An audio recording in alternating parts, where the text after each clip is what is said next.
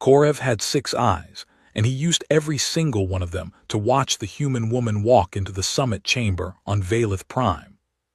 She moved the way water moves through a cracked dam, controlled but threatening to become something terrible at any moment. And every species in that room felt it in whatever passed for their bones. Her name was Commander Jayla Oren, and she led the 9th Terran Special Operations Group, a unit the galaxy had learned to call the Reapers, in the same hushed tones that children use when they talk about monsters under the bed. Korev was a scribe adjutant, a record keeper for the Galactic Concord, and it was his job to write down everything that happened at this emergency defense summit without adding his own feelings to the record. He was already failing at that. The Concord was an alliance of over 4,000 species spread across a quarter of the galaxy, and for most of its history, it had managed to solve its problems with diplomacy and trade and the occasional sternly worded transmission. That era was over. The Vrexol Dominion had come boiling out of the outer reach 6 months ago like a nest of insects exposed to sunlight, except these insects were the size of ground vehicles, and they operated with a hive mind that made them fight as one single terrible organism. They had already consumed 2 border species entirely, not conquered, not subjugated but consumed, stripped their worlds bare and moved on like a wildfire with a strategy. Ambassador Tyvelk, the tall insectoid Rithani who chaired the Defense Committee, had called this summit because the Conquered needed a plan, and everyone in the room knew there was really only one species they were all looking at. Humanity had joined the Conquered 40 years ago, and in that time they had earned a reputation that sat somewhere between valuable ally and thing we keep around, because the alternative is having them as an enemy. The Helix War 5 years back had sealed it. When the Neth Communion had tried to annex 3 conquered systems, humanity had deployed its special forces and ended the war in 11 days. 11 days. Korev had read the reports from that conflict, and they had given him nightmares for a month, which was impressive because Paleshi only slept every 3rd day. Commander Oren stood at the center of the chamber now, and she did not raise her voice because she did not need to. "The Reapers can deploy within 72 hours, she said, and her voice carried the flat calm of someone who had long ago made peace with violence as a profession. She activated the holographic display, and Korev watched the faces, or face equivalents, of every delegation in the room as they saw what a Reaper actually was. The soldiers in the display were barely recognizable as the same species that had first stumbled into galactic society 4 decades ago. They had cybernetic implants threaded through their nervous systems that let them react before a threat fully materialized. Not prediction exactly, but something close enough to make no difference when someone was shooting at you. Their bones had been reinforced with a carbon lattice weave that could absorb impacts that would shatter concrete. Chemical regulators in their bloodstream meant they did not feel fear or fatigue or pain unless they chose to, and they almost never chose to. They could go without sleep for 12 days before performance degradation set in. One of them, in a training demonstration, had punched through the side armor of a light transport vehicle with her bare fist. The Dothani delegation, fragile, crystalline beings who communicated through harmonic vibrations, requested that the air filtration system be separated from the human section of the chamber after learning that every breath Oren exhaled contained carbon dioxide, which was a mild toxin to their species. She was literally poisoning the air around her just by being alive, and Korev thought that was perhaps the most perfectly human thing he had ever recorded. Oren outlined the tactical plan with precision that would have impressed a computer: surgical strikes against the Vrexol vanguard, decapitation of their hive signal relay nodes, rapid insertion and extraction using stealth carriers that could slip through sensor nets like shadows through fog. It was elegant and brutal, and every species in the room nodded along because this was what they expected from humanity's finest. This was the sharp end of the blade they had been paying for with trade concessions and territorial compromises for 4 decades. Tyvelk, the Rithani ambassador, asked how many Reapers would be deployed, and Oren said 400. 400 soldiers to face an invasion force. The room did not question this because they had seen what even a dozen Reapers could do during the Helix War, and 400 seemed like the kind of overkill that humans apparently considered, being cautious. Korev noted in his record that the Rithani delegation had positioned themselves as far from Oren as the chamber geometry would allow, a full 10 meters, and that Ambassador Tyvelk's antennae had not stopped trembling since she had entered the room. He noted that the Gelthari observer had excused herself twice to what Korev suspected was a panic response, though the Gelthari called it atmospheric recalibration. He noted that even the Vrenox, a species of apex predators who stood 3 meters tall and considered themselves the most dangerous beings in the Concord, watched Oren the way prey watches a predator it does not fully understand. Korev closed his official record for the day and opened his personal journal, which was a violation of scribe protocol, but he had decided some things needed to be written down by a person and not just a functionary. "We have seen what humanity's worst can do," he wrote, "and we pray it will be enough." He almost believed it. Then the intelligence report arrived. It came through on an emergency channel that cut through the summit's communication protocols like a knife through silk, and Korev watched the color drain from Commander Oren's face, which was remarkable because he had not believed until that moment that anything could make that woman's expression change. The Vrexel were not sending a vanguard. They were not sending a scouting force or an advance fleet or any of the measured incremental approaches that the Concord's tactical models had predicted. They were sending the third expansion fleet, the full weight of it, 15,000 warships carrying enough ground forces to swallow a dozen worlds. The room erupted into the kind of controlled panic that diplomats specialize in, which looked like calm discussion, but smelled like fear to anyone with the right senses, and Paleshi had excellent senses. Tyvelk demanded to know if the Reapers could handle a force of that magnitude, and for the first time in the summit, Commander Oren hesitated. It was only a fraction of a second, but Korev caught it with all 6 eyes, and it terrified him more than anything else that had happened that day. "We will need reinforcements," Oren said carefully. "More of your enhanced soldiers," Tyvelk said, and it was not a question. Oren was quiet for a moment, and then she said something that Korev would later identify as the moment everything changed. "We do not have enough Reapers for this," she said, "but we have soldiers, regular Terran military, standard infantry divisions, Marines and support units, and we can deploy 40,000 within the week." The room went silent in the particular way that rooms go silent when everyone present is trying to figure out if they just heard something correctly. "Regular," Tyvelk repeated, as if the word was from a language he had not yet learned.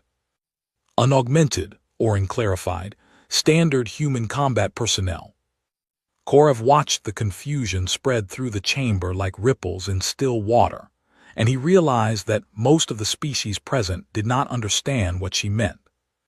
In the Concord, if you sent soldiers, they were the best you had. There was no second tier, no lesser version. No backup option that was just ordinary people with weapons. The concept of a civilization sending its regular citizens to fight a war was so alien to the assembled delegates that several of them simply did not process it. Korev processed it. He set down his stylus and stared at the holographic display still showing the superhuman capabilities of the Reapers, and tried to imagine what kind of species produces warriors like that and then says, "But we also have regular ones," as if that was a normal thing to say. He picked up his stylus again, and added one more line to his personal journal. "They are sending more humans, but not the kind we prepared for, and I am no longer certain what we should be more afraid of." Nithra stood on the landing platform of HFY and watched the troop transports descend through the gray sky like fat metal birds that had forgotten how to be graceful. She was Paleshi, the same species as Scribe Adjutant Korev back on Valith Prime, and like him she had 6 eyes and a small herbivore body, and a deep instinctive terror of humans that she had spent her entire career learning to hide behind professionalism. She was a liaison officer, assigned to coordinate between the alien defenders on Shelkar VII and the incoming human reinforcements, and she had spent the last 3 days preparing herself mentally for the arrival of more super soldiers. She had reviewed every piece of documentation the Conquered had on the Reapers, the cybernetics, the chemical regulators, the bone weave, the zero-sleep capabilities, and she had built herself a set of expectations that she considered reasonable and well-informed. Every single one of those expectations died the moment the first transport's ramp lowered and the humans walked out. They were smaller than the Reapers. That was the first thing she noticed, and it hit her like cold water because she had not imagined that humans came in different sizes of danger. These humans moved differently too, not with the liquid predatory grace of Commander Oren, but with a loose, uneven energy that looked almost careless. One of them was laughing at something another one had said. One of them tripped on the gangway ramp and caught herself, and said a word that Nithra's translator flagged as profanity, mild, humorous context. One of them was carrying a bag that appeared to contain nothing but personal snack items. Nithra opened a secure channel to her command authority and said the words that she would later be embarrassed about but which felt completely justified at the time. They sent the wrong humans. Her superior, a Paleshi colonel named Drevin, asked her to clarify. "These are not enhanced," Nithra said, watching more humans pour out of the transports in a river of green and brown armor. "They have no visible cybernetics, no augmentation scarring, no chemical regulator ports, Colonel. Some of them appear to be asterisk joking with each other." Drevin told her these were what humanity called regular military, and that approximately 40,000 of them would be arriving over the next 12 hours. Nithra asked what regular military meant. Drevin explained that in human civilization there existed a vast spectrum of military capability, and that the special forces represented only the very top of that spectrum, and the rest were composed of ordinary human citizens who had volunteered or been recruited to serve. Nithra stood on the platform and processed this, and felt something she could only describe as the sudden absence of hope. She was assigned to work directly with a unit from the 3rd Terran Marine Division, and this was how she met the 3 humans who would change everything she thought she knew about the species. Corporal Danielle Mwangi was 24 years old, and she had brown skin and short hair, and a smile that appeared at unexpected moments like sunlight through a cracked ceiling. She was from a city called Mombasa on the human homeworld, and she had joined the military because it paid for her younger brother's medical treatment, which Nithra found both touching and horrifying. The idea that a person would enter a profession of violence to heal someone they loved contained a contradiction that made her head hurt. Sergeant First Class Tomás Herrera was 34, and he had a face like weathered stone and a voice that sounded like gravel being poured into a metal container. He had been a soldier for 16 years, not because of any enhancement or compulsion, but simply because he had decided at 18 that this was what he would do with his life, and he had kept doing it through sheer momentum and what he called being too stubborn to file the paperwork to quit. Private Yunseo Park was 20 years old, and he was the youngest member of the squad, and Nithra could see that he was afraid. This was perhaps the most shocking thing of all because Nithra had never seen a human display fear before. The Reapers did not feel it, could not feel it, had been chemically and surgically stripped of the capacity.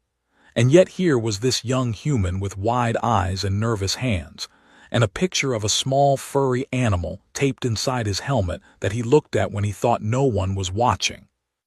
"That is a dog," Mwangi told Nithra when she noticed her staring at the picture. "His name is Biscuit. Park loves that dog more than he loves most people, and honestly I respect that." Nithra began her assessment of the human regulars and compiled her findings with increasing alarm. They had no cybernetic enhancements of any kind. Their reaction times were fast by galactic standards, but not the precognitive lightning of the Reapers.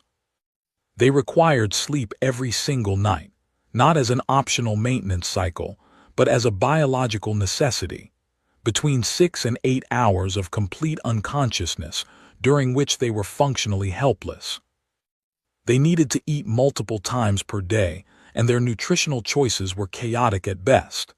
Nithra watched Herrera apply a red liquid to his ration pack, and when she scanned it, her equipment identified it as capsaicin, a chemical compound that caused pain responses in human tissue.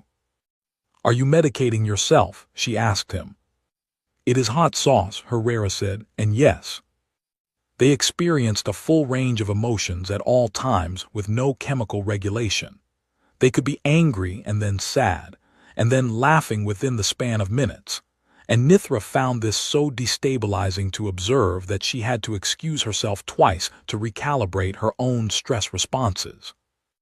Mwangi seemed to understand that Nithra was struggling, and she sat down beside her one evening, while the humans were setting up their forward positions alongside the Paleshi Defense Militia.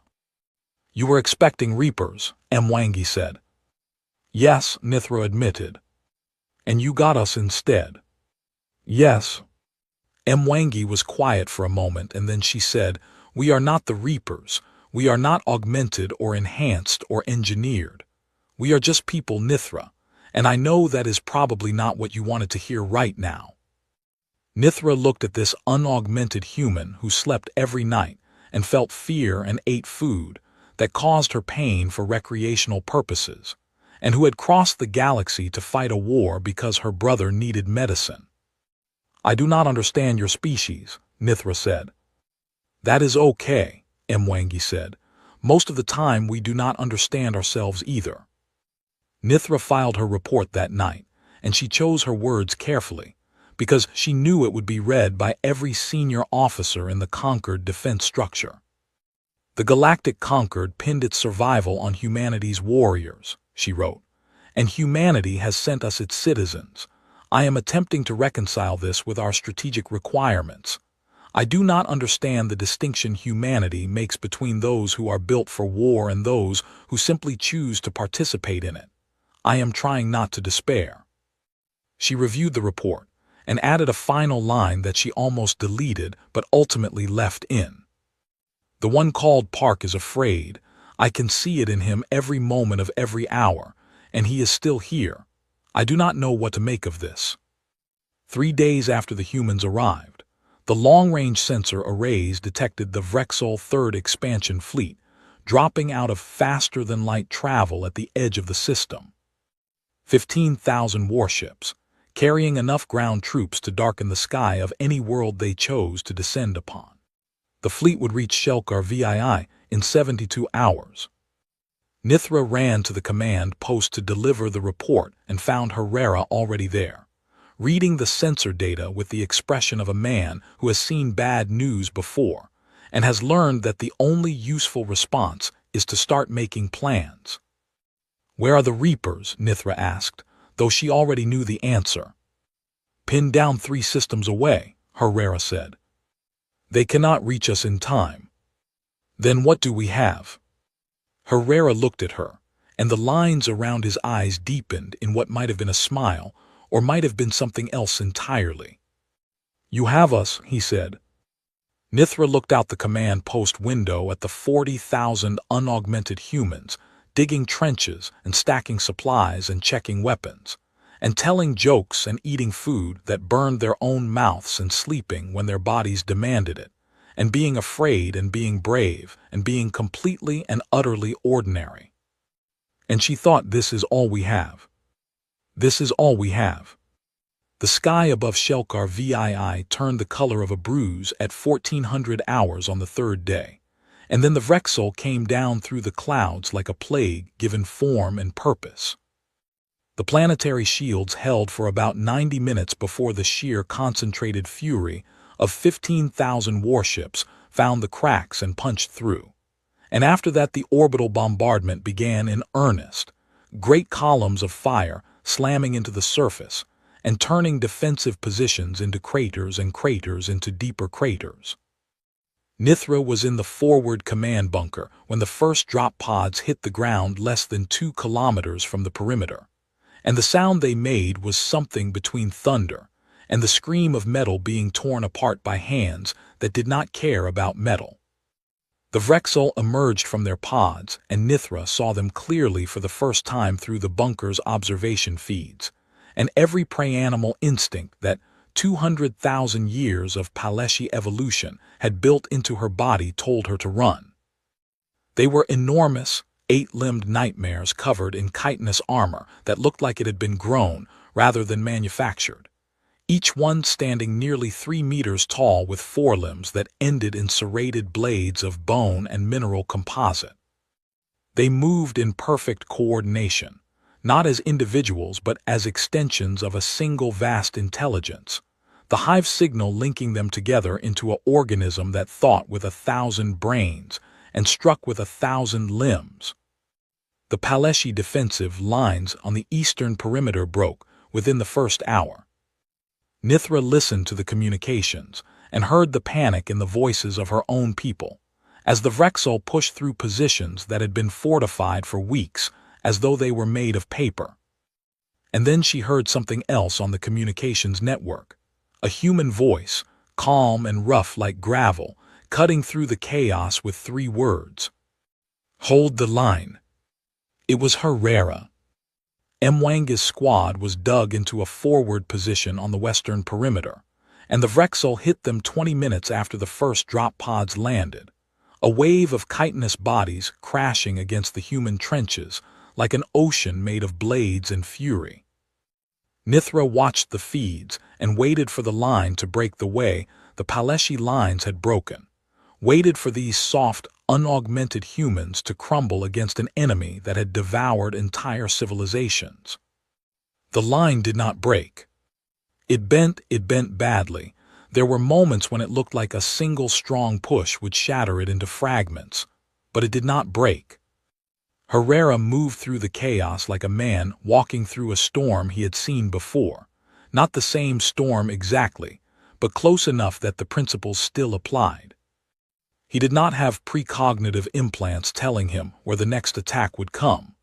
He had 16 years of experience and an instinct for violence that no amount of engineering could replicate because it had been earned one terrible day at a time.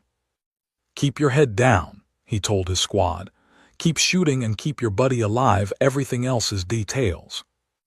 The Vrexel hit the line again, and a warrior, one of the big ones, a command-cast unit with reinforced chitin and blade arms that could cut through standard armor, drove straight into the trench and impaled Private Kovacs through the left shoulder. Kovacs screamed, and it was not a controlled tactical vocalization or a regulated pain response. It was the raw animal sound of a human being who had just been stabbed through the body by something from a nightmare. And then Kovacs did something that the Vrexel warrior was not prepared for. He kept fighting. His left arm was useless, pinned and bleeding, and he brought his rifle up with his right hand and fired point-blank into the Vrexel's face and kept firing as adrenaline, that ancient unengineered chemical that human bodies have been producing since before they climbed down from the trees, flooded his system and turned pain into fuel. The Vrexel warrior hesitated. It was only a moment, a fraction of a second of confusion in the hive signal, but Nithra caught it on the observation feed, and she understood what it meant. The Vrexel had fought enhanced humans before, and they had models for that, Optimized beings followed optimal patterns, and optimal patterns could be predicted and countered. But their model said that a creature with that level of tissue damage should stop functioning, should collapse, should surrender to the mathematics of injury. Kovacs had not read those models, and his body was running on something older and more stubborn than mathematics. A medic dragged Kovacs back from the line, and he was still trying to fire his rifle with one hand as they pulled him into the aid station. 300 meters south, Mwangi's fire team got cut off from the main line when a Vrexel flanking force collapsed the connecting trench. They were 4 humans in a hole in the ground with enemies on 3 sides, and no communication with command, and every tactical manual ever written said they should fall back to the secondary position and regroup. Mwangi looked around. There was a partially destroyed building on the Vrexel approach route, a Paleshi storage facility that had taken a hit from the orbital bombardment and was leaning at an angle that suggested it was one strong push away from coming down entirely. Mwangi's fire team had demolition charges, small ones, meant for clearing rubble and opening blocked passages, not for combat. No tactical AI told them what to do. No enhanced cognitive implant ran the calculations. Mwangi looked at the building and looked at the Vrexel column moving through the street below it and said, "I have a terrible idea," and her fire team, because they were human and humans have a documented weakness for terrible ideas that might work, said, "Do it." They placed the charges and blew the building onto the Vrexel column and killed or disabled 37 enemy combatants in 4 seconds, with a weapon that was not a weapon used in a way that no manual had ever described. Nithra stared at the feed and added a note to her tactical record that simply said they improvised. On the northern section of the perimeter, Herrera found himself in a crater with 3 wounded Paleshi soldiers. The Paleshi militia had been fighting alongside the humans and taking casualties, and these 3 were too injured to move on their own. Broken limbs, internal bleeding, the kind of damage that meant death if they did not reach the aid station within the hour. The aid station was 200 meters away across open ground that was being swept by Vrexel ranged fire. Herrera weighed approximately 90 kilograms. Each Paleshi weighed approximately 40. He could carry one at a time. He picked up the first Paleshi and ran. Nithra watched on the feed as this unaugmented, unenhanced, completely ordinary human being sprinted across open ground with a wounded alien soldier on his back, while energy bolts tore up the dirt around his feet. He reached the aid station and put the Paleshi down and turned around and ran back. He was hit in the leg on the second trip, a glancing shot that burned through his armor and scored the flesh underneath, and he stumbled and caught himself and kept running with the second Paleshi on his back. He made it to the aid station and put the second one down, and the medic told him to stop, and he turned around and ran back a third time. He was hit again on the third trip, this time in the side, a wound that would require surgery and weeks of recovery, and he did not stop. 3 trips across open ground under enemy fire, carrying creatures that were not his species, bleeding from 2 wounds, operating on nothing but his own decision that these 3 beings were going to live. The Paleshi medic at the aid station looked at Herrera after the third trip and said, "Why?" And Herrera said, "Because they were there and I could carry them." As if it was that simple. As if it was the most obvious thing in the world. On the far eastern edge of the perimeter, where the line was thinnest, Private Park was alone in a foxhole. His fire team had been pulled to reinforce a breach 200 meters north, and he had been left to hold the position until they returned, and then the communications went down and they did not return. He was 20 years old and he was afraid. He had been afraid since the day he shipped out from Earth, and he had been afraid every single day on Shelkar VII, and he was afraid now in a way that went beyond thought into something physical, a shaking in his hands, and a tightness in his chest that made every breath feel like a negotiation. A Vrexel scout found him. It came over the edge of the foxhole in a rush of chitin and blades, and Park did not have time to raise his rifle, so he grabbed the entrenching tool that was lying beside him, a small folding shovel, a piece of equipment designed for digging holes, not fighting monsters, and he swung it. He hit the Vrexel in the joint between its head and thorax, the one weak point in the chitin armor, and he hit it again and again until it stopped moving. Then he sat down in the foxhole next to the dead alien and vomited. Then he wiped his mouth and picked up his rifle and moved to the next position because the line still needed holding, and he was the only one there to hold it. The first wave ended 6 hours after it began. The Vrexel pulled back to regroup, and the defenders, human and Paleshi alike, took stock of what remained. The humans had lost 4,000 soldiers in those 6 hours. 4,000 people who had been alive that morning, who had eaten breakfast and checked their gear, and maybe looked at pictures of dogs taped inside their helmets. Nithra walked through the human section of the camp that evening and saw something she had never expected to see. The humans were crying. They were sitting among their dead, and they were weeping, openly, loudly, without shame, holding the hands of friends who would never hold back and speaking to bodies that would never answer. Nithra had never seen a reaper cry. She was not certain reapers could cry. The chemical regulators probably prevented it, stripped away the response the same way they stripped away fear and fatigue, and all the other things that made a person a person. These humans wept for their dead, and then they stood up and wiped their faces and began reloading their weapons for the next wave. Nithra updated her report that night with hands that were shaking for reasons she did not fully understand. "I was wrong about them," she wrote. "The special forces are weapons, precise and terrible and built for a purpose. These people are something else. I do not yet have a word for it, but I am looking." 800 light-years away, in the command core of the Vrexel 3rd Expansion Fleet, the Dominion commander reviewed the battle data from the first wave and flagged an anomaly. The enhanced humans had been predicted and accounted for in every tactical model. These unenhanced ones had not. They were adapting faster than the models allowed, fighting in patterns that no optimization algorithm would produce, taking damage that should have ended their combat effectiveness, and somehow continuing to function. The commander sent a query to the Dominion Strategic Intelligence Network, a question that rippled through the hive signal like a stone dropped into still water. "What are these?" The network searched its databases and found no satisfactory answer.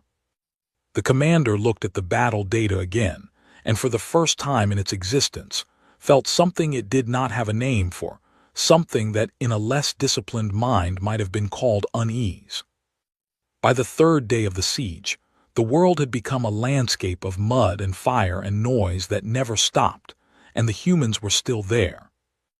Nithra had stopped filing formal reports because there was no time, and because she had realized that no report could capture what she was witnessing, that the act of reducing these humans to data points and tactical assessments was a kind of lie, a way of making them smaller than they actually were. The Vrexel had landed reinforcements on the 2nd day, tens of thousands of fresh warriors pouring down from orbit to replace the ones the defenders had killed, and the situation on Shelkar VII had gone from desperate to something beyond desperate, something for which the Paleshi language did not have an adequate word. No relief fleet was coming. The nearest conquered naval force was 12 days out, and Commander Oren's Reapers were still pinned down 3 systems away fighting their own battle. The humans knew this. They all knew this.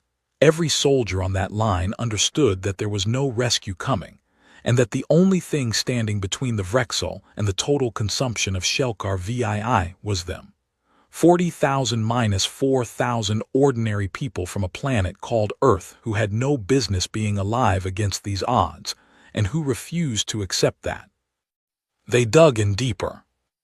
Nithra observed, and she documented not with official reports now, but with her own memory, burning every detail into her mind, because she had become convinced that someone needed to remember this even if no one survived to read about it. On the fourth day, a Vrexel tunneling force breached the underground section of the eastern perimeter, punching through the rock beneath the defensive line and pouring into the sub-level corridors that connected the supply depots and medical stations. The breach threatened to collapse the entire eastern defense, and there was no combat unit close enough to respond in time.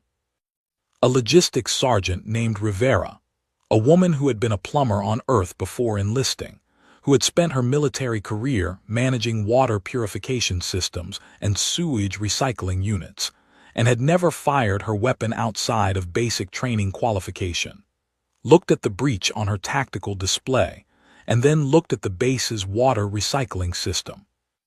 The water recycler heated its cleaning fluid to 200 degrees to sterilize it before redistribution. Rivera rerouted the system's output pipes to the breach corridor and opened the valves. Superheated steam flooded the tunnel at pressure levels that would strip paint from metal, and the Vrexel tunneling force, adapted to the cold, vacuum-adjacent temperatures of space travel, died screaming in a language the translators could not process. Rivera closed the valves and rerouted the system back to its normal function, and went back to managing the water supply, as though she had not just committed an act of devastating tactical improvisation using plumbing. Nithra added this to her memory and thought about what it meant, that this species did not just produce warriors, it produced people who could become warriors out of whatever they happened to be holding at the time. On the fifth night, the bombardment was particularly heavy, and the humans were in their trenches and bunkers and foxholes waiting for the next ground assault, and someone started singing. Nithra did not know the song. Her translator provided the words but not the meaning, because the meaning of a song is not in its words, but in the act of singing it, in the vibration of air pushed out of fragile human lungs into the darkness between explosions. One voice became 2 and then 10 and then 100, spreading along the trench line like a signal fire, and the Paleshi soldiers crouched beside them did not understand what was happening, but they felt it. Nithra felt it. It was not a war song or a battle hymn. It was something soft and slow and achingly sad, a melody about a home that might no longer exist being sung by people who might never see home again, and it was the most terrifying thing Nithra had ever heard. Not because of what it said, but because of what it meant, that these people could sit in the mud in the dark with death falling from the sky and choose to make something beautiful, that the impulse to create and connect and reach out to each other was so deep in them that even the end of the world could not burn it out. Nithra caught herself humming the melody hours later, and stopped and stared at her own hands as though they belonged to someone else. Herrera had been awake for 46 hours by the 6th day. A Paleshi medic, one of the ones he had carried across open ground, now recovered enough to work, ran a diagnostic scan on him, and told him that his cortisol levels indicated he should be unconscious, that his body was operating so far beyond its design parameters that the medic's equipment kept flagging him as critical, even though he was standing upright and speaking coherently. Herrera reached into his pack and pulled out a small packet of brown powder and mixed it with hot water and drank it. "What is that?" the medic asked. "Instant coffee," Herrera said. "What does it do?" "It keeps me vertical." "Your body needs sleep. You are damaging yourself by continuing to operate." Herrera looked at the medic, and there was something in his eyes that was not anger or defiance but something quieter and more immovable, the expression of a man who has weighed his own well-being against the lives of the people depending on him, and made a choice that no chemical regulator forced him to make. "I will sleep when this is over," he said, and went back to the line. On the 6th day, the Vrexel changed tactics. They had captured a group of Paleshi civilians, refugees from a settlement that had been overrun during the initial bombardment, and they executed them within visual range of the human defensive positions. It was a terror tactic, a calculated act designed to break morale, to show the defenders that resistance was futile, and that the Vrexel could reach the people they were trying to protect. The Vrexel tactical models predicted that this would cause demoralization, hesitation, a measurable decrease in combat effectiveness, as the defenders confronted the reality of their failure to protect the innocent. The models were wrong. The human response was immediate. It was not ordered. No commander gave the signal. No tactical plan was consulted. It erupted from the line like a detonation, a wave of pure fury that translated itself into coordinated violence with a speed that caught even Nithra off guard. A counterattack launched within the hour, technically disorganized, driven not by strategy but by rage, by the particular human capacity to transform grief and horror into forward momentum. The Vrexel had no framework for this.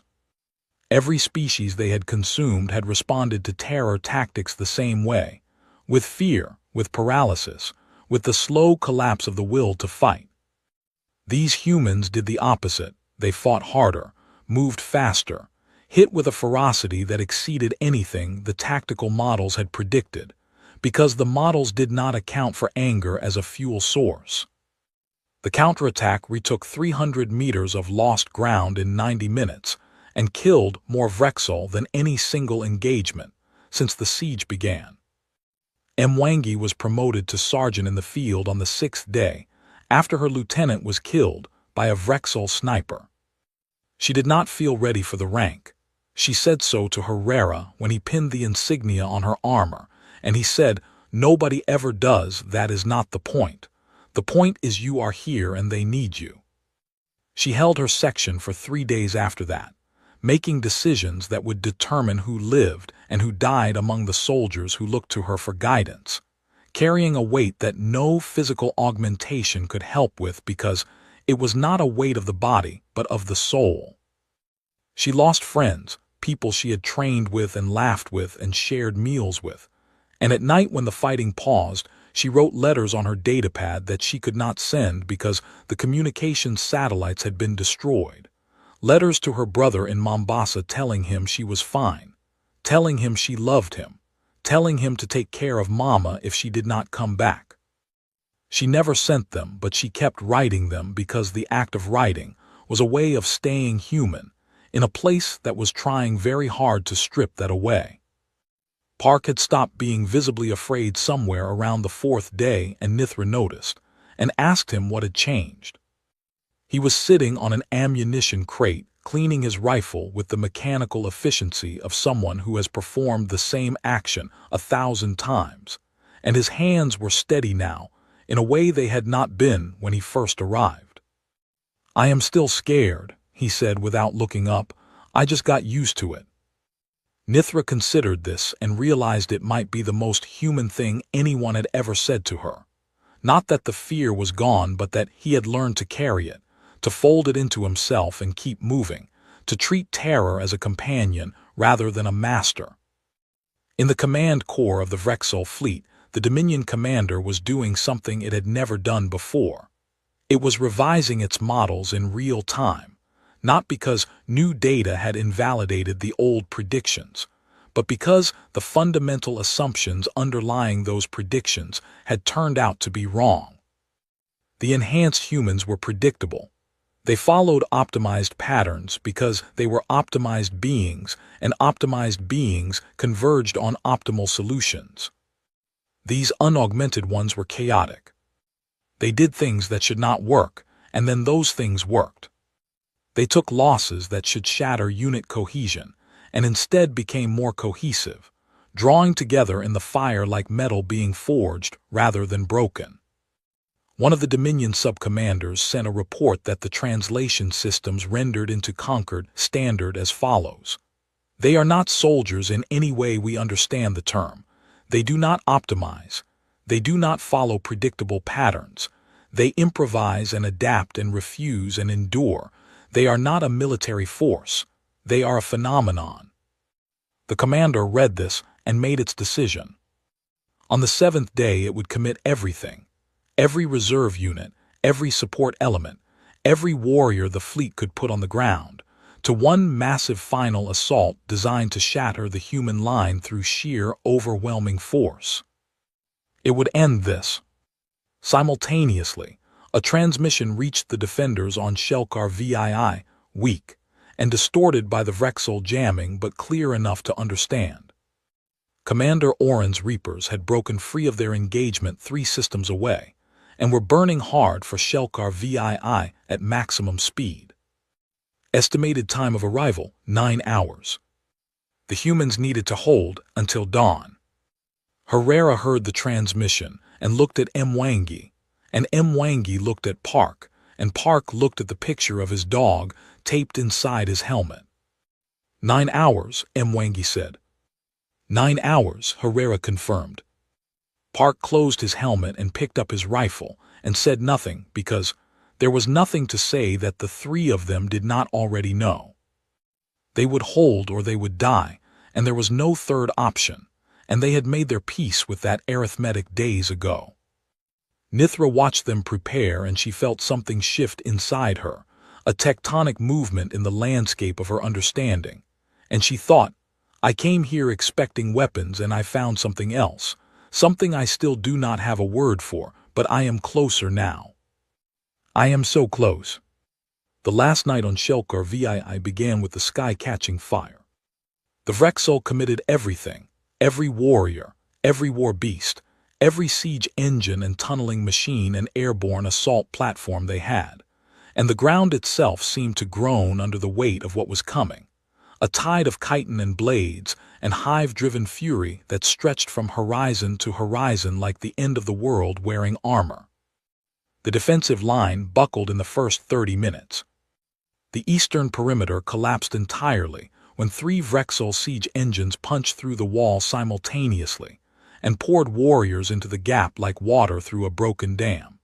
And for a span of about 4 minutes, the entire defense of Shelkar VII existed in a state between holding and falling that felt like standing on the edge of a cliff in a windstorm. Then the humans reformed the line. Not in the same place. They could not hold the original position, but 200 meters back, in a ragged crescent of hastily dug foxholes and overturned vehicles and chunks of debris, arranged into something that was not a fortification by any military definition, but was close enough to die behind.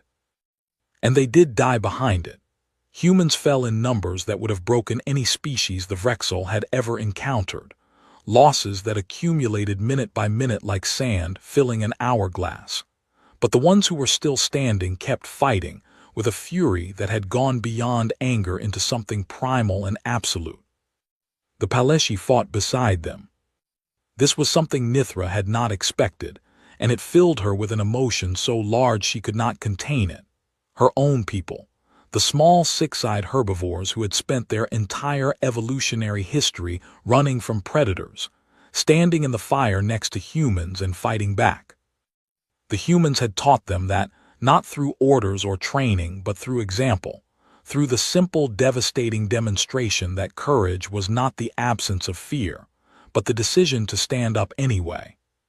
Herrera took a critical wound, the command post 3 hours into the final assault. A Vrexel breaching team hit the position and Herrera threw himself between the attackers and the communication equipment. That was their only link to the incoming Reapers. Absorbing a blade strike across his torso that opened his armor like paper and the flesh beneath it like something worse. He killed the Vrexel that struck him, killed it with his sidearm at contact range, while his other hand held his own body together. And then he sat down against the wall because his legs had decided they were finished cooperating. The medics reached him and started working, and he grabbed Mwanga's arm as they carried him past, and his grip was still strong, still the grip of a man who had spent 16 years refusing to let go of things. "You have got this, Sergeant," he said, and his voice was quieter now but no less certain. "You have had it the whole time." Mwangi looked at him, and there were tears on her face, but her jaw was set, and her eyes were clear, and she nodded once and turned back to the line. She had 26 soldiers left from what had been a company of 160, and she had a collapsed section of the perimeter that needed to be retaken, or the entire western defense would fold inward like a crushed can. She did not have a tactical AI to calculate the optimal approach. She did not have enhanced reflexes or predictive implants or chemical courage, pumped into her bloodstream by machines. She had 26 exhausted, bleeding, terrified human beings, and a squad of Paleshi militia who had learned to trust the species that bled beside them. "We go now," she said. "Together, stay close and keep moving and do not stop for anything." They charged. It was not elegant. It was not the precise surgical violence of the Reapers or the coordinated swarm tactics of the Vrexel. It was ugly and desperate and loud, a knot of screaming humans and Paleshi crashing into the Vrexel line with weapons and fists and fury, and the sheer bloody-minded refusal to die quietly. They retook the section. They held it. On the far side of the perimeter, in a chokepoint between two collapsed buildings that was the only approach to the medical station, where 300 wounded soldiers and civilians were sheltering, Private Park stood alone. His fire team was down, not dead, he hoped, but unconscious or too wounded to fight, and the chokepoint was the only thing between the Vrexel and the wounded, and someone had to hold it. Park was 20 years old, and he had a picture of a dog named Biscuit in his helmet, and he had been afraid every single day since he left Earth, and he was afraid now in a way that went all the way down to the base of his spine, and lived there like a cold fire. He held the chokepoint for 40 minutes. 40 minutes alone in a gap between broken walls, firing and reloading and firing again, changing positions when the Vrexel tried to flank him, using grenades when they bunched up and his entrenching tool when they got close enough to touch. He was not a super soldier. He was not augmented or enhanced or optimized. He was a 20-year-old kid who loved his dog and missed his family, and had joined the military because he did not know what else to do with his life. And he held that chokepoint for 40 minutes because the people behind him could not hold it themselves. When the relief squad finally reached him, they found him sitting among the Vrexel dead, reloading magazines with hands that shook so badly he kept dropping the rounds, and he looked up at them with eyes that had seen too much for anyone his age and said, "Is it morning yet?" It was not morning yet, but it was close. The sky had begun to lighten at the edges, not the natural dawn of Shelkar VII's sun, but something brighter and sharper, points of light descending through the atmosphere like falling stars in reverse. The Reapers. Commander Oren's 9th Special Operations Group dropped from orbit in assault pods that hit the Vrexel rear lines like the fist of a god. 400 enhanced super soldiers slamming into the enemy from above with the kind of precise, devastating violence that they had been engineered to deliver. The Vrexel fleet, caught between the entrenched defenders who would not break and the special forces tearing through their rear, began to fracture, the hive signal stuttering as coordination nodes were destroyed faster than they could be replaced, individual units losing cohesion and falling back, and then running. The Dominion commander ordered a retreat, a full withdrawal, the first in the 3rd Expansion Fleet's history, and the Vrexel pulled away from Shelkar VII like a tide going out, leaving behind their dead and the wreckage of their certainty that this world would be easy to consume. Dawn broke. Real dawn, Shelkar VII's pale blue sun rising over a landscape that looked like the surface of a wound. And in that light, the survivors stood and sat and lay among the ruins of what they had held and looked at each other with the stunned disbelief of people who had expected to die and had not. Commander Oren walked the battlefield in the hours that followed.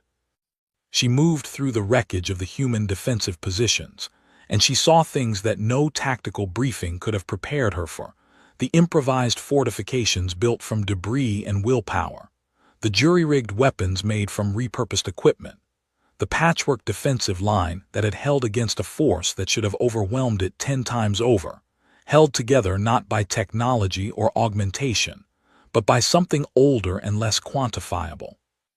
She saw a regular Marine, a young woman with a bandaged arm and hollow eyes, carrying a wounded Paleshi on her back toward the medical station, moving with the slow, determined gait of someone who had decided that this was what she was going to do, and nothing in the universe was going to stop her. She saw the graves, rows of them, dug in the brief pauses between assaults, marked with helmets and rifles, and sometimes just a name scratched into the dirt with a knife. Oren found Mwangi sitting on a pile of rubble near the western perimeter. The newly made sergeant looked like she had been dragged through the underworld and back, no augmentations, no implants, running on caffeine and whatever stubborn fire burned at the center of her, and refusing to go out, covered in dust and blood that was partly hers and partly not. Oren was the most dangerous human alive, a weapon honed to perfection, optimized and enhanced beyond what nature had intended, capable of feats that most species considered impossible. She looked at this ordinary, exhausted young woman from Mombasa, who had held a line she should not have been able to hold, and she said quietly, "Hell of a job, Sergeant." Mwangi looked up at her and almost smiled. 1,200 light-years away, on Valith Prime, Scribe Adjutant Korev received Nithra's final field report from Shelkar VII. He read it alone first, in his quarters with all 6 eyes, and when he was finished he sat in silence for a long time. Then he brought it to the Defense Committee. The chamber was full, every delegation that had been present at the original summit, and a dozen more besides, drawn by the news of what had happened on Shelkar VII, by the reports that were already spreading through the Concord like a signal fire, jumping from hilltop to hilltop. Korev stood at the center of the chamber where Commander Oren had stood weeks ago, and he read Nithra's report aloud. He read about the plumber who had killed a tunneling force with a water recycler. He read about the sergeant who carried wounded aliens across open ground under fire because they were there and I could carry them. He read about the humans who sang in the darkness between bombardments. He read about the young soldier who held a chokepoint alone for 40 minutes and asked, "Is it morning yet?" when it was over. He read about the counterattack fueled by rage and grief that retook 300 meters in 90 minutes. He read about the humans who wept for their dead and then stood up and reloaded their weapons. He read about the fear, the constant, ever-present fear that the unaugmented humans carried with them every moment, and how they fought through it not because they could not feel it, but because they had decided that the people beside them mattered more than their own terror. The chamber was silent when he finished. Ambassador Tyvelk the Rithani spoke first. "The special forces we understood," he said slowly, his antennae still for the first time Korev could remember. "They were engineered to be formidable. They were designed and built and optimized for exactly what they do, these others, these regulars. What are they?" Korev looked down at the last page of Nithra's report, the part she had marked as personal addendum, not official record, and he read it aloud. "I asked Corporal Mwangi, Sergeant Mwangi now, what makes them fight like this without the augmentations, without the enhancements, without the engineering?" She looked at me as though the question made no sense. She said, "This is what humans do, we look after each other." Korev paused and then read the final lines. "The word I was looking for, Adjutant, is not soldier or warrior or weapon. The word is human. That is what they are, that is all they have ever needed to be." The chamber remained silent, and Korev closed the report and set it down and did something that a scribe adjutant was never supposed to do. He added a personal annotation to the official record of the Galactic Concord. He picked up his stylus and wrote in a hand that was steady despite the trembling he felt in every part of his body. Amended to the official record of the siege of HFY. We feared what humanity built. We should have feared what humanity already was. He set down the stylus and looked up at the assembled delegates of 4,000 species, and none of them spoke, because there was nothing left to say. Somewhere on HFY, in the pale blue light of a morning that had cost 30,000 lives to reach, Sergeant Danielle Mwangi sat in the ruins and opened her datapad, and finally wrote a letter she could send. Dear Quame, we made it to morning. I am coming home. Tell Mama I love her. Tell her we looked after each other. That is what we do. She hit send and closed her eyes and let the sun touch her face, and for the first time in 7 days, she was not afraid. The station called Nexus Prime was the largest structure ever built by any living species in the known galaxy, and it floated in the darkness of space like a metal ring wrapped around a dying red star, humming with the voices of 4,312 civilizations that had come together over millions of years to form what they proudly called the Galactic Council. Ambassador Ilara Voss stood at the window of her small quarters on the station and looked out at the endless black, her hands clasped behind her back and her face completely still like carved stone, showing nothing of what moved behind her dark eyes. She was the only human on Nexus Prime. Humanity had sent her alone because that was the message they wanted to send, that they did not need a fleet of diplomats or a battalion of guards, that one woman was enough to represent 8 billion souls and the 47 colony worlds they had built in barely 200 years of space travel. 200 years was nothing out here, and every species on the council made sure she knew it. The Kethari had been sailing between stars for 6 million years, and their leader, Archon Thalvex, was a towering insectoid creature with 4 arms and compound eyes that glittered like black diamonds, and he had personally governed the council for 800 years, which meant he had been making decisions about the fate of civilizations since before humans had invented the steam engine. He did not think much of humans. None of them did. To the elder races of the galaxy, humanity was a noise, a sudden burst of static on a frequency that had been calm and ordered for millennia, and that noise was getting louder every single day.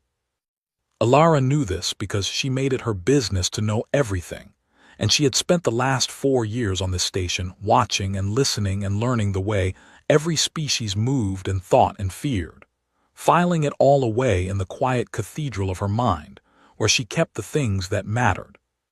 She had learned that the Sorvathi were proud and easily insulted, great lizard-like warriors, who believed that honor was the highest currency in the universe. She had learned that the Luminari were beings made of living light, who floated through the halls like gentle ghosts, and who had not fought a war in 300,000 years, because they believed violence was a disease of the young. She had learned that the Marathi were small and fox-faced and clever, and that they watched everything with bright amber eyes and said very little, but understood far more than anyone gave them credit for. And she had learned that the Kethari, the oldest and most powerful of them all, were afraid.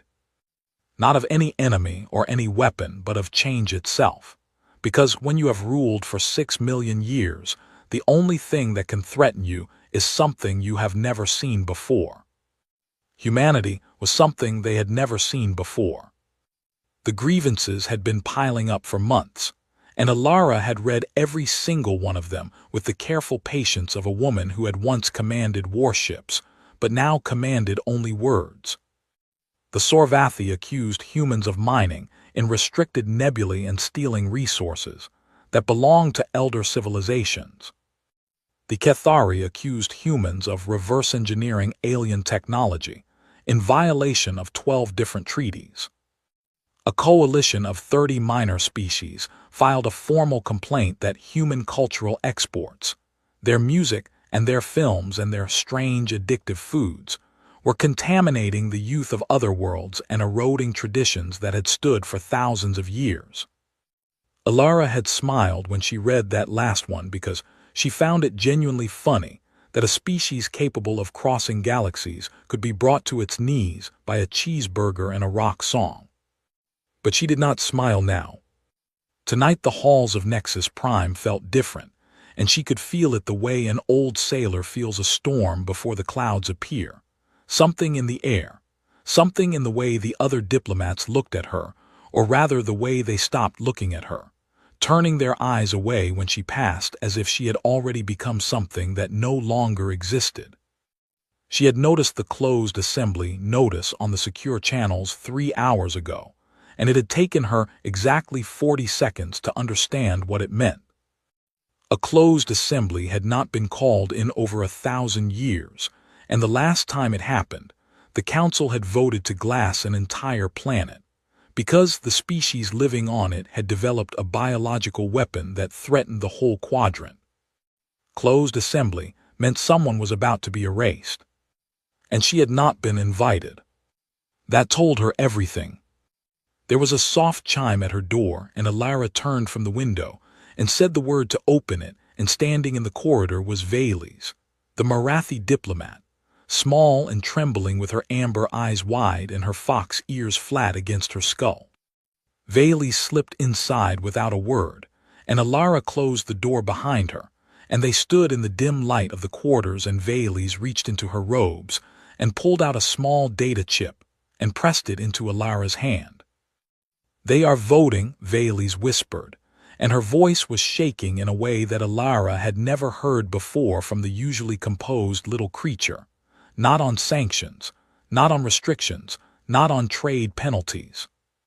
Alara looked down at the chip in her hand, and then back at Vales. "On war," Vales finished, and a tear rolled down her furred cheek. "Alara, they are voting on war against your entire species, and the count is not close. It is going to pass, and there is nothing I can do to stop it." The silence that followed was heavy enough to crush bone. Alara Voss did not gasp. She did not curse. She did not reach for a weapon or a communicator. She did not pace the room or clench her fists. She simply stood there with the data chip in her palm and looked at Vales with those dark, calm eyes that gave away absolutely nothing. And then she took a slow breath, the kind of breath a person takes before they step off a cliff, not because they are afraid, but because they want to remember the feeling of standing on solid ground one last time.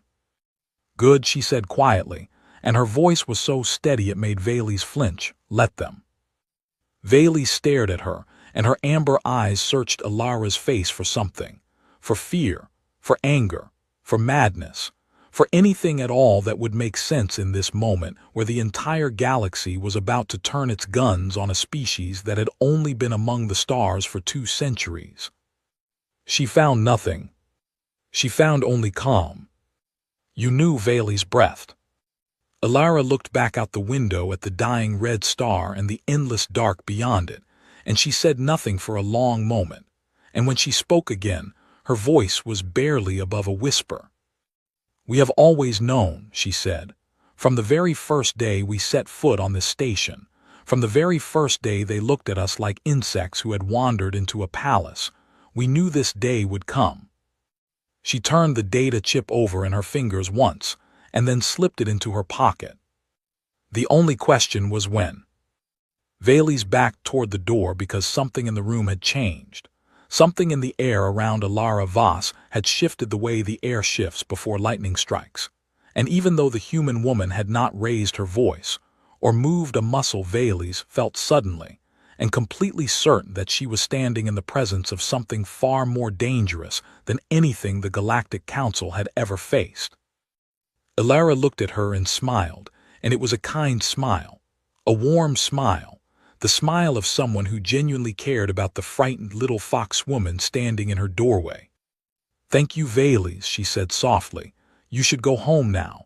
Go back to your people and stay there for a while. Things are going to get very loud very soon, and I want you somewhere safe." Vales nodded and slipped out the door and vanished into the corridor. Alara Voss stood alone in her quarters on a station full of species that were about to declare war on everything she loved, and she felt her heart beat slow and steady and sure like a drum, counting down to something inevitable. She reached for her communicator and opened a channel that was not supposed to exist on any frequency the council could detect, and she spoke 3 words into the silence. Begin Phase 1. Somewhere far away across the black ocean of space, a light turned on in a dark room on a dark ship, and the wheels of something ancient and patient and utterly human began to turn. The grand chamber of Nexus Prime was a cathedral of light and metal that stretched so high above the floor that clouds actually formed near the ceiling. Tiny wisps of moisture that drifted between the 1,000 balconies, where representatives of every known civilization sat or floated or clung or hovered, according to their nature. It was the largest gathering in 1,000 years, and every seat was filled. The Sorvathi sat in their war armor, great scaled reptiles with jaws that could crush starship hull plating, their yellow eyes burning with the hungry light of creatures who had not tasted real war in decades and missed it the way a drunk misses the bottle. The Cathari filled an entire section with their clicking mandibles and their polished black carapaces, ancient and still and patient as stones at the bottom of a river that has flowed for 6 million years. The Luminari drifted near the upper reaches of the chamber, beings of pure golden light who pulsed slowly like heartbeats, and they watched everything with the sad wisdom of a species that had seen this kind of thing before and knew how it always ended. And in the center of it, all on a raised platform that made him look like a god, addressing his creation, stood Archon Thalvex, with his 4 arms spread wide, and his compound eyes reflecting the light of 4,000 civilizations. "We have been patient," he began, and his voice was amplified by technology so old that no living species remembered who had built it, filling every corner of the vast chamber with the dry clicking sound of speech, translated into 100,000 languages simultaneously. "We have been generous, and we have been kind, and we have welcomed the young ones from the small blue world into our family of stars with open arms and patient hearts."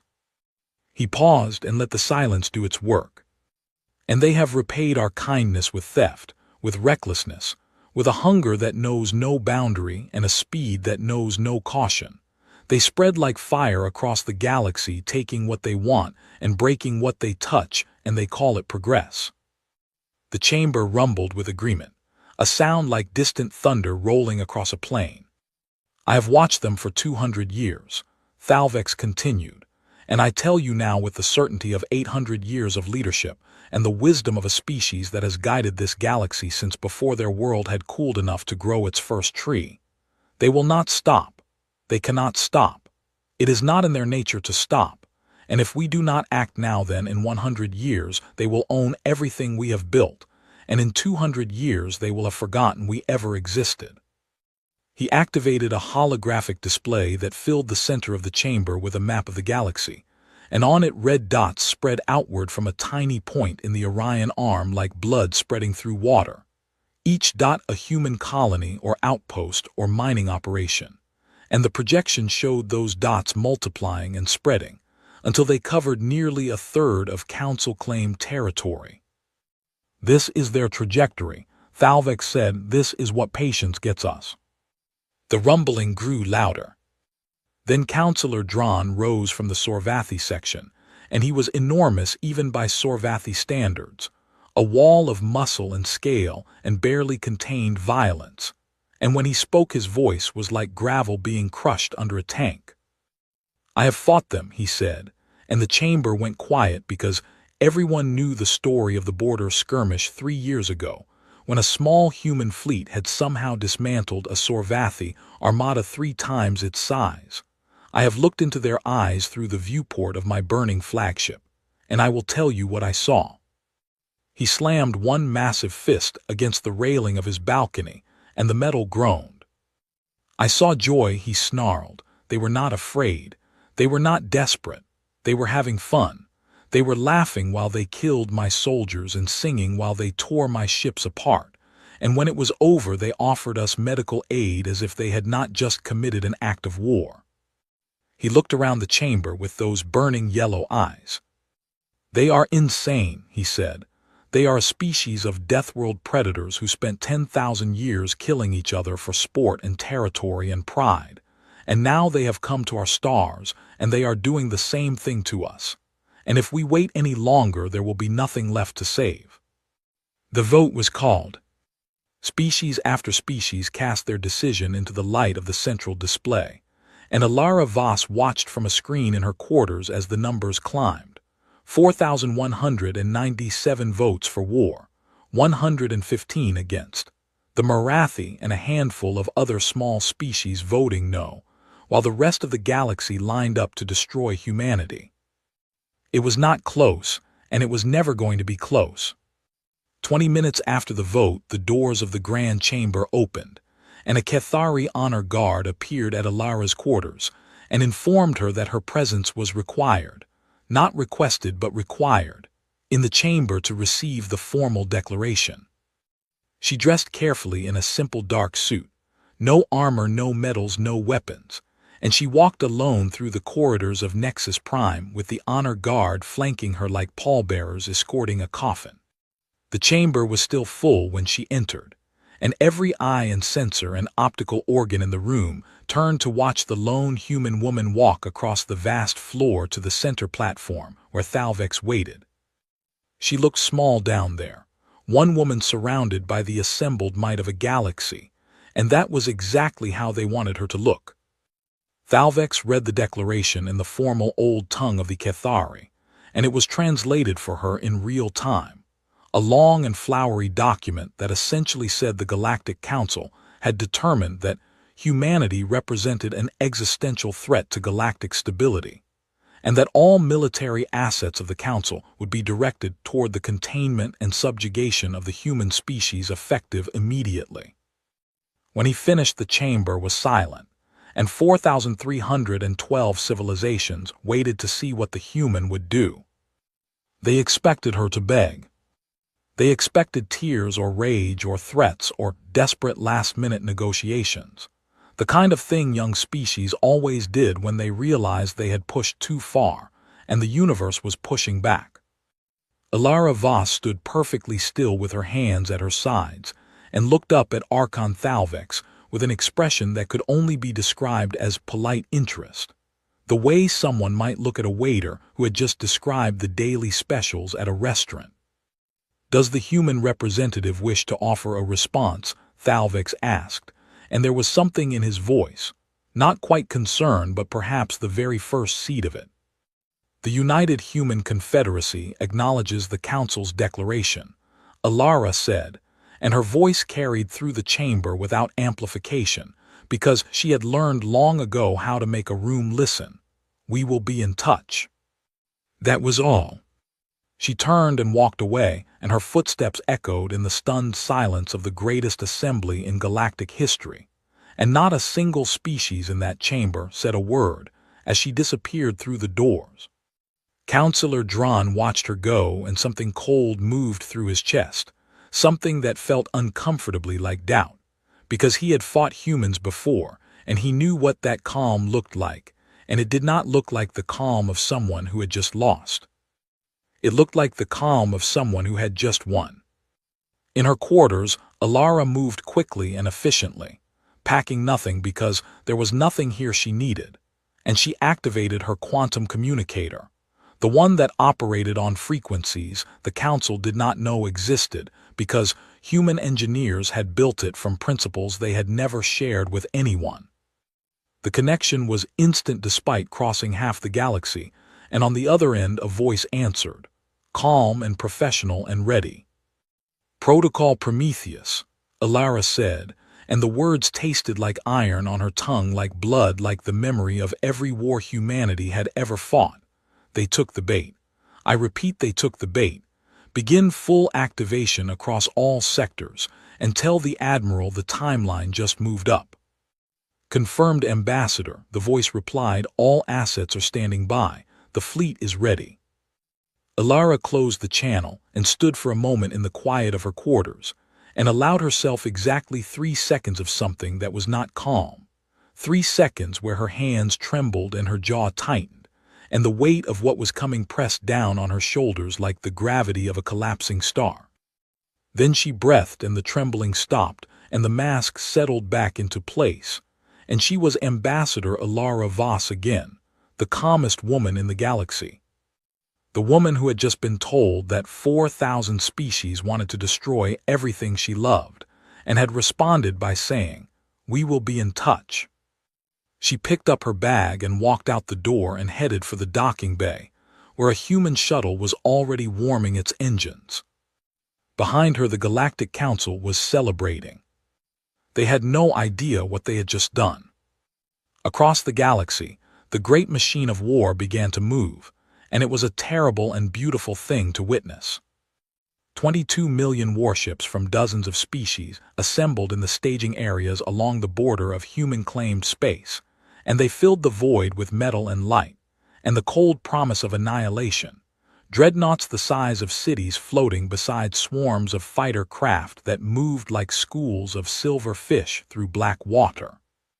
Councillor Dran stood on the bridge of his new flagship, the Wrath of Sorvas, and he looked out at the armada spread across his viewport, and he should have felt pride because it was the largest military force ever assembled in the history of the galaxy.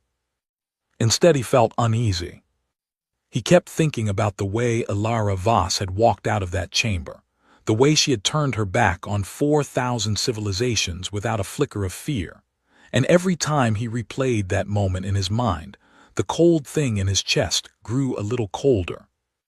The Council's battle plan was simple because they believed it did not need to be complicated.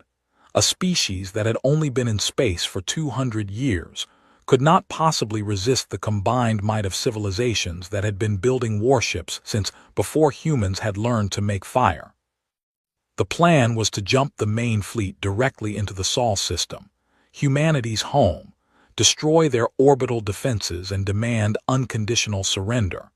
And if they refused, then the fleet would begin systematically reducing their colony worlds one by one until there was nothing left to refuse with.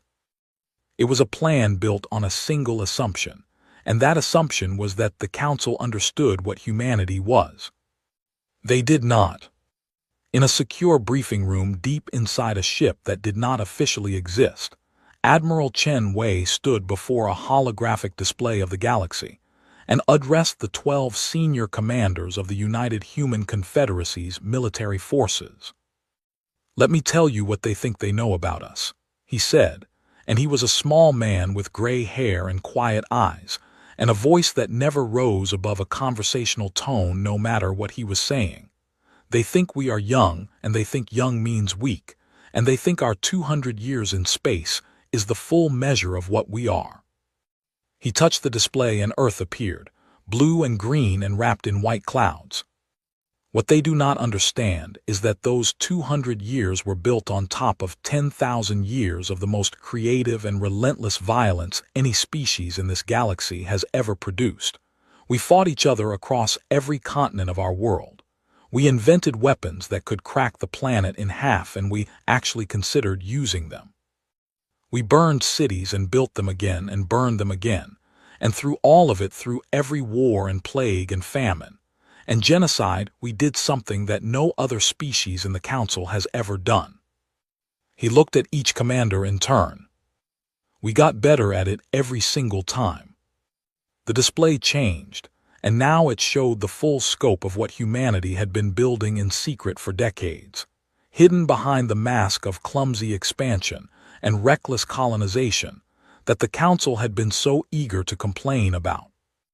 Every colony world that the Council believed was a simple civilian settlement was in fact a fortress, built with concealed weapons platforms and shield generators buried beneath the surface, designed to look harmless until the moment they were needed.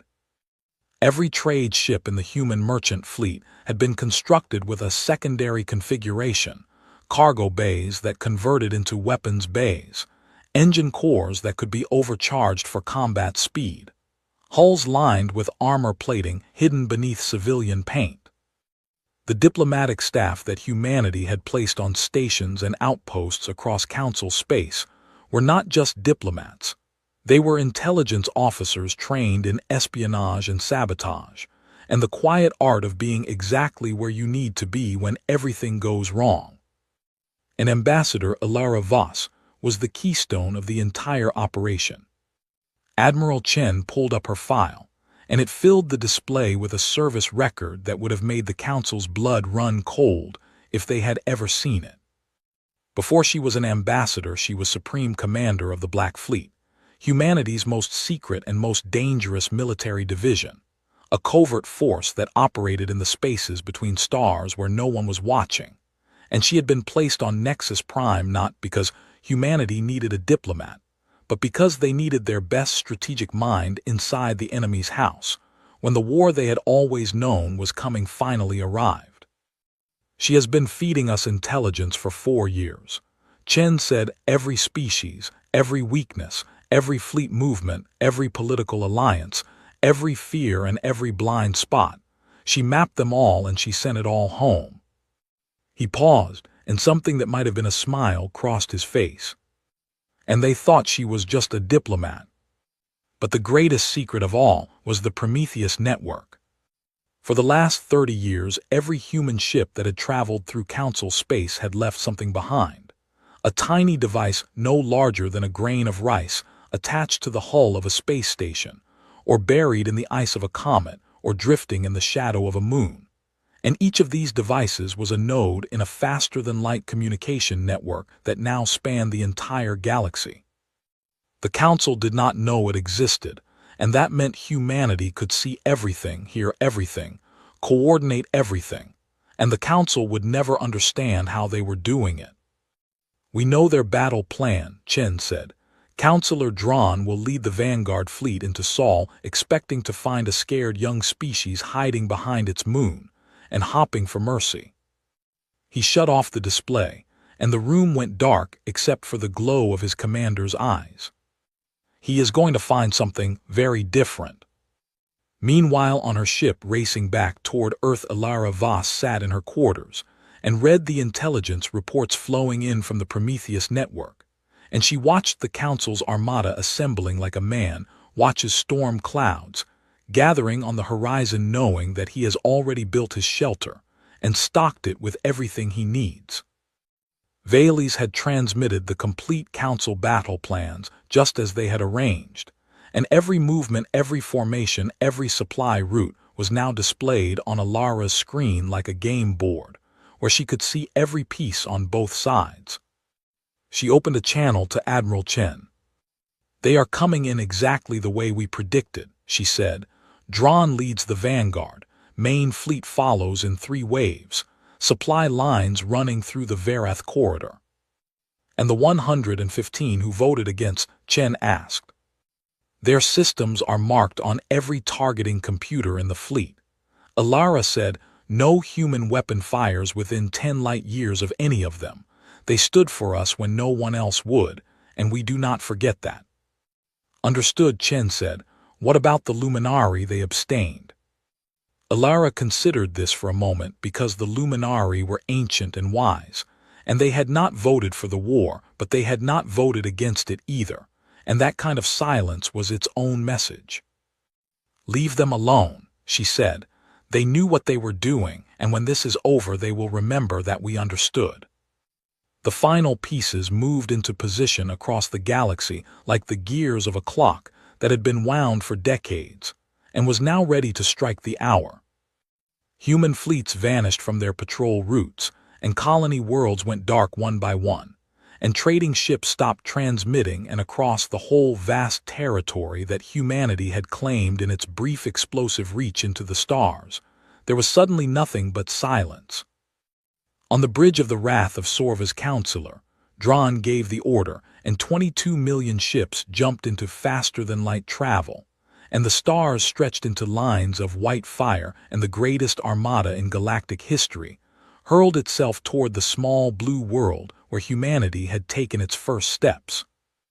Dran stood at the viewport and watched the light and tried to ignore the cold feeling in his chest, and told himself that this would be over quickly, and that the humans would surrender, and that the calm look in Ilara Voss's eyes had meant nothing.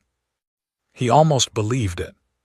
The fleet dropped out of faster-than-light travel at the edge of the Sol system, and drawn sensors swept the darkness and found Earth right where it should be, blue and green and wrapped in clouds.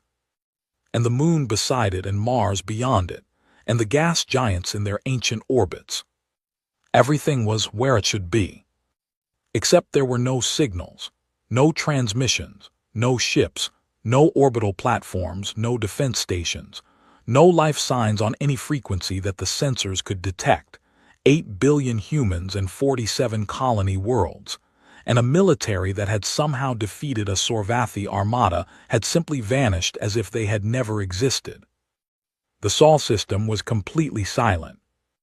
Dron stared at the empty darkness, and the cold thing in his chest became ice, and he heard his own voice say something he had never said before in his long and violent life. This is a trap. But he had brought 22 million ships, and the entire galaxy was watching, and a Sorvathi does not retreat, so he pushed forward into the silence and the darkness, and toward the small blue world that was waiting for him, with the patience of a species that had been planning for this moment since the day it first looked up at the stars and wondered what was out there. Dron's fleet crept deeper into the Sol system, and the silence pressed against the hulls of 22 million warships like the weight of deep water, and every commander on every bridge felt it. That terrible quiet that had no business existing in a star system that should have been home to the busiest civilization in the galaxy. Full sensor sweep, Dron ordered, and his voice was steady because a Sorvathi does not show fear even when fear is the only rational response to a system full of nothing. Find me something. Anything. A signal, a ship, a satellite, I do not care what it is, just find me proof that 8 billion humans did not simply evaporate. His sensor officers worked frantically, and found nothing and found nothing and found nothing again. Earth was there, the oceans were there, the cities were there. The lights were even still on in some of them, but there was not a single transmission, not a single ship, not a single human being visible to any instrument on any ship in the fleet. It is empty, sir, his first officer said, and even the hardened Sorvathi warrior could not keep the tremor out of his voice. The whole system is empty. Dron opened his mouth to give an order, and the universe changed. It started with a sound, a ping on every sensor array in the fleet simultaneously, and then another and another and another, until the pings became a roar of data that overwhelmed every screen on every bridge, and Dron looked at his display and felt his blood turn to ice. Ships were appearing. Not in front of him, not between his fleet and Earth, but behind him and above him and below him and on every flank. Thousands of them decloaking simultaneously like ghosts stepping out of thin air. And they had been there the whole time, hiding in the asteroid belt, and in the magnetic storms of Jupiter, and in the shadow of Saturn's rings, and in the dark spaces between the moons where no sensor could reach, because no one had ever thought to hide a warship inside the rings of a gas giant. Because no one had ever been crazy enough to try. And they were not just behind him. The Prometheus network lit up across the entire galaxy at the same moment, and Dron's communication officers screamed reports at him from every sector, as human strike forces appeared simultaneously at every major council supply depot, every communication relay, every shipyard, every fuel station, every single piece of infrastructure that kept the great war machine of 4,000 civilizations running. Not the homeworlds, not the colonies, not the civilian stations, just the infrastructure, just the things that an armada of 22 million ships needed to eat and drink and breathe. Humanity cut the supply lines the way a surgeon cuts a vein, precise and clean, and absolutely without mercy. All ships battle formation. Dron roared, and the wrath of Sorvas shook, as its weapons powered up and around him. The vast armada scrambled to reorganize, but they were already surrounded, and they knew it, and the calm, professional voice of a human officer filled every communication channel in the fleet on every frequency in every language. Attention, Council forces. This is the United Human Confederacy. You are surrounded. Your supply lines have been severed. Your retreat has been cut off. We recommend you stand down and await further instructions." Dran smashed his fist into the console and roared a Sorvathi war cry that shook the walls of his bridge and opened fire. The Battle of Saul had begun, and it was nothing like what the galaxy expected. The human ships were smaller than the Council's dreadnoughts, faster, and more agile and crewed by beings who had evolved on a world where everything was trying to kill them. A world with crushing gravity and extreme weather and predators in every ocean and forest and desert. A world that had forged a species so tough and so stubborn and so creatively violent that they had nearly destroyed themselves a dozen times before they ever reached the stars.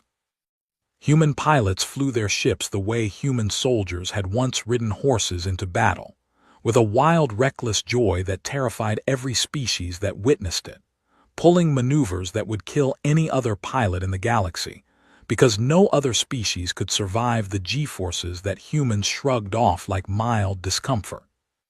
They came in fast and close, too close for the big guns of the Council dreadnoughts, slipping between the massive ships like wolves weaving between the legs of elephants. And they hit hard and they hit precisely, and every shot counted because humans had learned long ago that you did not need to be the biggest if you were the smartest. And then came the boarding parties. No species in the galaxy boarded enemy ships during combat because it was considered insane. Because the idea of launching yourself through the vacuum of space in a tiny metal pod and crashing through the hull of an enemy vessel and fighting hand-to-hand in the corridors while the ship exploded around you was so fundamentally insane that no military strategist in the history of the Council had ever planned for it. Humans did it anyway. Marine assault pods punched through the hulls of Council warships like bullets through paper, and human soldiers poured out in powered armor with weapons in both hands and violence in their hearts, and they took ship after ship from the inside while the crews stared in disbelief at the small, furious creatures that had just crashed through their walls and started fighting.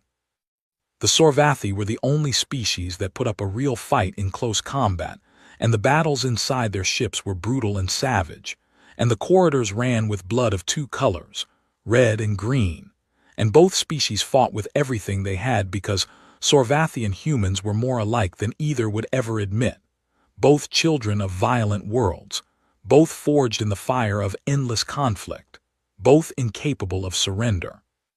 But the humans had one advantage that no other species could match. They adapted. Every minute of the battle, the Prometheus network carried data from every ship to every other ship, and human commanders adjusted their tactics in real time, learning from every engagement, finding weaknesses, exploiting patterns, evolving their strategy faster than the Council forces could respond. A Cathari carrier discovered that its shield frequency had been hacked and looked up to see human fighters pouring through its defenses like water through a broken dam. A Sorvathi battle group tried to reform into a defensive formation and found that the humans had already predicted the formation and placed mines exactly where the ships would be. A squadron of Council destroyers jumped to faster than light to escape and dropped out of light speed directly into a human ambush, because the Prometheus network had calculated their exit point before they even started running. 6 hours after the first shot was fired, Councillor Dran's vanguard fleet was broken. The Wrath of Sorvas limped away from the battle with half its systems destroyed and fires burning on 12 decks, and Dran stood on his shattered bridge and looked at the wreckage of the greatest armada ever assembled, and understood with perfect, terrible clarity that the galaxy had made a mistake that could never be taken back. Across the galaxy, the story was the same. Every supply line was cut, every shipyard was disabled, every communication relay was either destroyed or captured, and the Council's war machine, which had seemed so invincible just hours ago, was now a scattered, starving beast with no way to feed itself, and no way to coordinate, and no way to fight back. And through it all, humanity had not touched a single civilian target, not one homeworld, not one colony, not one hospital or school or city. They had killed the war machine and left everything else standing, because they wanted the galaxy to understand something very important. This was a choice. They could have done worse, they could have done so much worse, and they chose not to. On Nexus, Prime Archon Thalvex received the battle reports in his private chambers, and read them with his compound eyes moving across the data faster and faster, as the scope of the disaster became clear. And for the first time in 800 years of leadership, he felt something moving in his ancient chest that he did not recognize at first, because it had been so long since he had experienced it. It was fear. Not the abstract political fear of a changing galaxy, but real visceral animal fear. The kind that his species had not felt since they were small, soft creatures hiding in burrows on their homeworld millions of years ago. The fear of being prey. The fear of having made a terrible mistake and not being able to take it back. A communication came through on every channel in the galaxy, every frequency, every language, every world. A single broadcast from the United Human Confederacy, and it was not a threat, and it was not a demand, and it was not a victory speech. It was an invitation. "We did not start this war," the message said in a calm, clear voice that Thalvex recognized as belonging to Ambassador Ilara Voss. "We are offering you one chance to end it. Send your leaders to Sol. I will be waiting." Thalvex sat in the dark of his chambers and stared at the message, and felt the fear settle into his bones like cold water. And he understood that the galaxy had just learned something about humanity that it should have learned a long time ago. They were not reckless. They had never been reckless.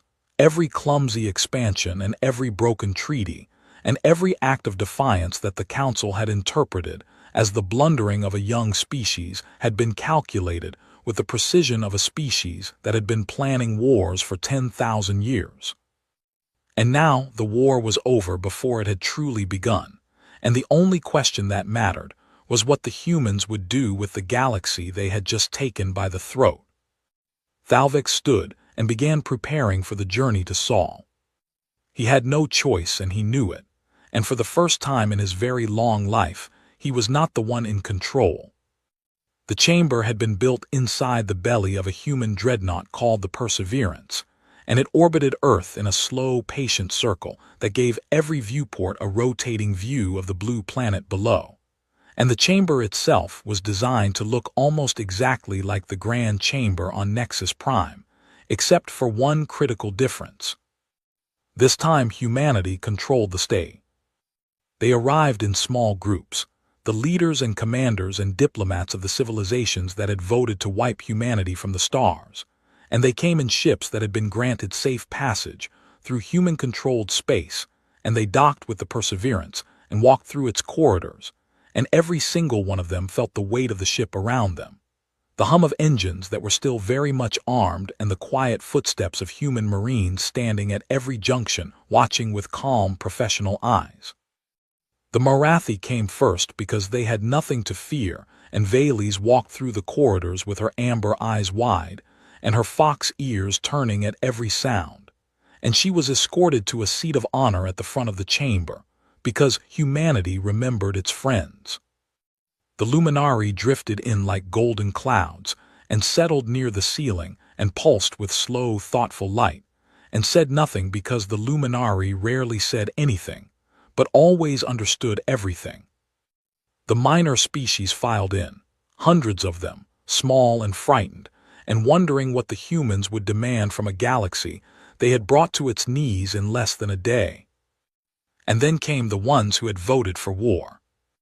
Counselor Dron walked in, and he was bandaged and broken, his left arm in a sling and burns covering half his scaled face, and one of his yellow eyes swollen shut. And he moved with the stiff pride of a warrior who has been defeated but refuses to look defeated. And when he entered the chamber, he looked around at the human architecture, and the human guards, and the human flag hanging from the ceiling, and something shifted in his remaining good eye. Not hatred and not fear, but something that looked almost like respect, the kind of respect one predator gives to another. Archon Thalvex entered last, and the chamber fell absolutely silent.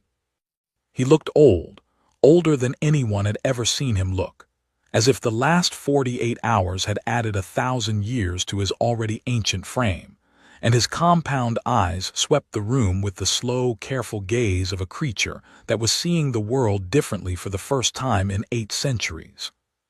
He took his seat and folded his 4 arms and waited.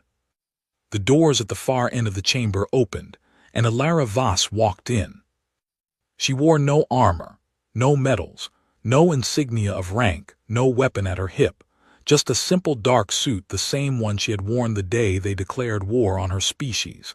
And she walked with the same unhurried stride and the same steady calm that had confused and terrified the council the first time they had seen it. She looked exactly the same as she had that day, as if the complete dismantling of the galaxy's greatest military force was something that had happened between breakfast and lunch, and barely warranted a change of clothes. She reached the center of the chamber and stood there alone, one woman surrounded by the leaders of thousands of civilizations, and the silence was so deep that the hum of the ship's engines sounded like thunder. She looked at them, and then she began to speak. "You do not know us," she said, and her voice was quiet, but it carried to every corner of the room, because every ear and sensor in the chamber was straining to hear her. "You have read our file in the council archives, and you have studied our expansion rate, and you have measured our military capabilities, and you think that tells you what humanity is, but it does not." She paused and looked at Dran. "You called us insane," she said. "You said we were death-world predators who spent 10,000 years killing each other for sport." Dran said nothing, but his good eye did not look away. "You were right," Alara said. "Every word of it was true. We are exactly what you said we are. We come from a world where the weather can kill you, and the animals can kill you, and the water can kill you, and the ground under your feet can open up and swallow you whole. And when we ran out of natural enemies, we turned on each other. And we fought wars so terrible that we nearly ended our own species not once but twice." She looked at Thalvex. "You showed the council a projection of our expansion, those red dots spreading across the galaxy like a disease, and you used it to justify this war. You said we could not be stopped." Thalvex's mandibles clicked once, but he did not speak. "You were right about that too," Alara said. "We cannot be stopped. Not by you, not by anyone, not by anything in this galaxy, because we come from a world that tried to stop us every single day of our existence, and we are still here." She let those words settle into the room like stones, dropping into still water. "But you were wrong about one thing," she said. "You were wrong about why we came to the stars." She turned slowly, looking at every section of the chamber, at the Sorvathi and the Kethari and the Luminari, and the Marathi, and the hundreds of smaller species who had followed their leaders into a war they did not understand. "We did not come out here to conquer you," she said. "We did not build our ships and train our soldiers and map your supply lines and hack your communications because we wanted your worlds or your resources or your submission." Her voice dropped lower and somehow that made it louder. "We did it because we were afraid of you."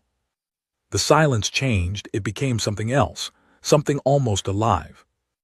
"We looked up at the stars and we saw 4,000 civilizations that had been out there for millions of years, and we knew with absolute certainty that sooner or later you would look down at us and see a threat and do exactly what you did. And so we prepared, not because we wanted war, but because 10,000 years of history taught us that the only way to survive is to be ready for the worst thing that can happen."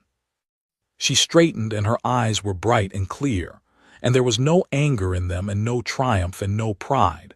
There was only something that looked like sadness, a deep old sadness that came from being a member of a species that had seen too much violence and wanted it to end. "We did not start this war," she said. "We gave you every opportunity to leave us alone. We traded with you fairly. We followed your rules. We sent one woman to represent 8 billion people, because we wanted you to see that we came in peace." She looked at Dran again. "And you voted to destroy us anyway." Dran's jaw tightened, and the muscles in his massive neck flexed, and for a moment Alara thought he might speak, but he did not. "So we ended it," she said. "In 6 hours we took apart the greatest military force this galaxy has ever seen, and we did not kill a single civilian. We did not bomb a single city. We did not glass a single world. We could have. You all know we could have, but we chose not to because that is not who we want to be." She took a breath, and when she spoke again her voice was different, warmer, and the sadness in her eyes was joined by something else, something that looked like hope.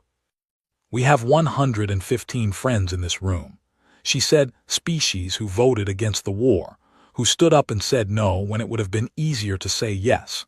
And during the fighting, we protected every single one of their systems. Not a single human weapon was fired within 10 light years of their borders, because we remember our friends and we take care of the people who take care of us." She looked at Valles, and the little foxwoman's eyes were shining with tears. "Humanity did not survive 10,000 years of trying to destroy itself just to destroy you," Alara said, and her voice was steady and sure, and carried the weight of a species that had crawled out of the mud and the blood and the fire and the darkness, and looked up at the stars and decided to be better. "We came out here because we were done fighting," she said. "We came out here because we wanted to build something, something bigger than ourselves, something worth all the pain it cost to get here." She looked at Thalvex, and the ancient Archon met her gaze, and for the first time she saw something in his compound eyes that was not fear or contempt or calculation. She saw curiosity, the real deep honest curiosity of a being that has lived for 800 years and thought it had seen everything, and just realized it had not. "What do you want from us?" Thalvex asked, and his voice was quiet and stripped of all its ancient authority, and he was not asking as the leader of the Galactic Council. He was asking as a frightened old creature who genuinely did not know what came next. Alara smiled, and it was not a smile of victory or power or dominance. It was a real smile, warm and human, and full of the kind of quiet strength that comes from having survived the worst and choosing to be kind anyway. "We do not want your fear," she said. "We do not want your worlds. We do not want your submission. We want a seat at the table, a real one. We want to build something with you, not against you." She paused, and the smile faded just slightly, and something harder moved behind her eyes, just for a moment, like sunlight glinting off the edge of a blade. "But make no mistake," she said, and her voice was calm, so calm, terrifyingly calm. "If you make us fight again, we will not stop at your supply lines." The words hung in the air like the afterimage of lightning.